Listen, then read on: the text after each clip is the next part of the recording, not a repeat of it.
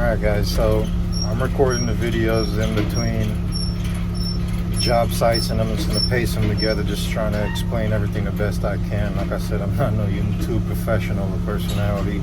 I'm just trying to respond to a lot of questions, people that genuinely had concerns about, choosing TMC. And I mean, to be honest with everybody, they're on a class of their own.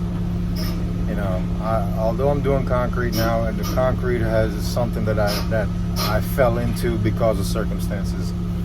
The way I came to lose those trucks, I had a very severe laceration on my hand. Pretty much I had to go through ligament reattachment surgery and all sorts of stuff. So I was gone for like 6 weeks, and I still, I pretty much forced the doctor to send me, authorize me to go back to work because I wanted to get back in those Peterbilts as quick as possible, man. And I don't blame them. I was gone for the 5-6 weeks. I'm not gonna have a 6-figure piece of machinery, brand new, sitting down collecting dust, waiting for somebody to get better. So I understood why they had to take it and give it to someone else. And that's pretty much why. My field manager, which again, I strongly believe this statement: there's a lot of males in this world, there's not a lot of men. I told him flat out, hey, it's demeaning that you guys were going to give me a brand new truck for me to start off my career with you guys, and I was expecting you guys to take the truck from me with the 500,000 miles and sell it like you do with the rest of the trucks. That was my expectation. And they understood that I was there for the long haul, and they found, my field manager did just that. He found me another one. Rather than giving me a piece of shit that's falling apart, he found another one, and he was able to get it to me. And I had to go, I got a rental car, and I took the rental car all the way to San Antonio from Nashville, and I drove it there. The guy who had that truck, it was a brand new truck, actually less miles on that truck than I put on the truck in that first video you guys saw. This idiot, there was a Jack Daniels bottle underneath the bunk. There was a mysterious white powder in a baggie in there. There was shit, and I'm not saying, oh my God, there's some shit over there. No, literal human fecal matter in there, and urine. I guess he got in an accident and he pissed and shit himself and ran off and left the truck. And I had to spend one whole day cleaning it. Yeah, TMC paid me for it. They paid me for the drive there. They paid me to clean the truck. They paid me to drive it. They paid me for the load I had to bring back with it. They paid me while I was in Brownsburg getting everything, situated. Nothing was ever unaccounted for at all. So a couple weeks went by, then turned into months. They fixed the truck, perfect. A turkey hit the damn truck going up Mont Eagle. And anybody that's in trucking that knows what Mont Eagle is, it's not a place where you really want to have any fuck ups. Forgive my French. This is really not a place where you really want to have mistakes. And they were legitimately concerned about my DOT, my CSA. I didn't have a mirror on. Rather than running, they shut the truck down, waited for Peterbilt to come, replace the mirror, had the turkey hit. Any and everything that I ever reported to them that could have caused a DOT issue, they made it, right. They fixed it. It was never half-assed. It was never done. I never once drove a truck that felt like, damn it, if this bear pulls me over, I'm screwed. I felt with utter confidence going through a DOT checkpoint all the time, every time, because I was on that dedicated account pulling those ingots. And I could probably see why they gave me new trucks. It's probably a business proposition, because I had to go through the weighing station all the time. There was no such thing as bypass station. I had a heavy ass weight on me, 54,000 pounds with those aluminum ingots from Russellville or from Greensboro. So they all stopped. They always stopped, and the trucks were on point. Obviously, you're sitting here looking in the background and you're seeing this mess. That's calcium from, this is a 2018 truck. You wouldn't think that it's a 2018 truck, but because all the concrete that's elsewhere, you miss those things. You have a appreciation for not sitting in a brand new Peterbilt anymore, but it's a trade-off. I'm not sitting in that pretty Peterbilt because they say you could be in a golden coffin or, golden handcuffs. I was sitting in that brand new Peterbilt 100 hours a week away from my family, and I was making less than what I'm making now. I'm sitting 60 hours a week from my family, and I'm able to see. But again, this TMC on the resume is what gave this to me. I'm not sitting here trying to shit on TMC in any which way, because if it wasn't for TMC being on my resume, more than likely I wouldn't have got with this. I was at the rehab, doing rehab on my hand, and the guy, one thing start talking to the next, and he's like, oh, I'm in concrete. Oh, we're hiring. I'm like, oh, you guys are? How much experience you have to have?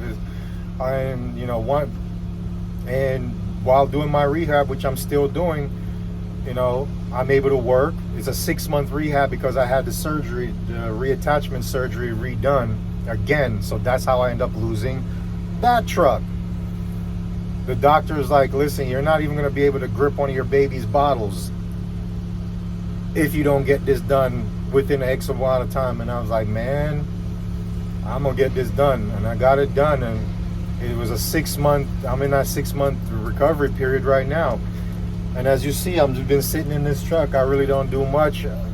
Drive up to a pump. You saw what in the first clip that I drive up to a pump, evacuate the concrete out the truck, drive back to the plant, spray out the damn truck, and I'm on to the next one. Ain't no securing that aluminum block.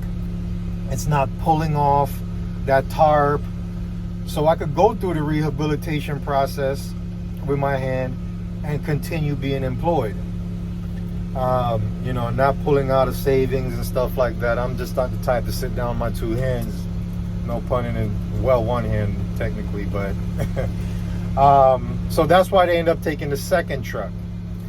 And I got a lot of guys that I know there that called me like, hey, what happened to you? We haven't seen you on the route. Oh man, let me get into concrete. Let me get into it. Let me do I wouldn't recommend it for everybody. Because if you're in a town or a city that is not a boom, there's only 3 boom towns right now. 3. You have Austin, Nashville, and Miami. If you're not in one of them, it really doesn't make sense you quitting. So to answer the question, a lot of people are asking me what certain things that go along. I'm sure you could click on countless other videos how the training happen and stuff like that, and it is what it is. You got people that still work for them, so they got to tell you, kiss ass, show face, and stuff like that. I don't. I could care less. I'm paying them my $80 a month for the $4,000. This because they charge you $4,000 for the school. I got on a payment plan with them to pay $80 a month to pay, and I was with them, and I still, by the time I went on the disability thing, I think I only owed them like $2,000. So I'm paying $80 on that a month is nothing. I got it on automatic drive. I don't even see that while I'm going through my rehabilitation. Now the question is, if once I'm done with the rehabilitation, I've been left open. I was in the top 10% of drivers with my stats while I was with them. So I haven't got any CSA problems, no tickets, nothing. I'm just with the concrete, and it's easy. And I'm making 45% more than what I was making with TMC doing concrete right now, to be honest with you. And I'm getting more time with my kids, and I'm home every weekend. And I'm not worried about certain things that I used to once worry about with TMC. Now, for you guys that are considering going to TMC, wholeheartedly, go. Don't go to rail. Don't go to Swift. If you have the fortitude to deal with structure, organization, and then getting pretty much like the equivalent to what, a Harvard stamp on your resume, That's what TMC in my book is, like having Harvard or MIT on your resume if you were going to college. That's what TMC is. You could go to Swift and get the same CDL and have the reputation that you're going to kill everybody on the road. You can go to rail and don't know how to back up to save your life or how to strap things down.